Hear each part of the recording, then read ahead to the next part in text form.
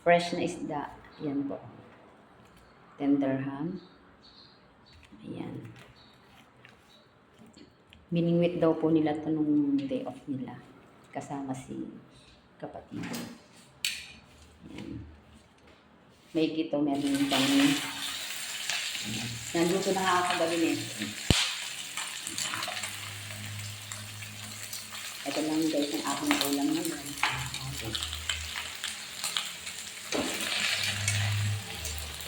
Hinaan natin kasi makikita na.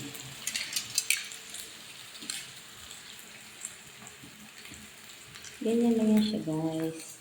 Prito-prito.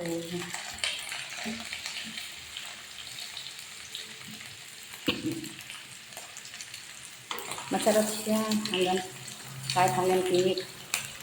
Pwede mo siyang kainin.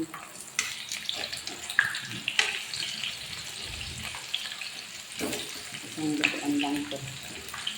Isang araw. Ayan. Ito na ang aking pinari.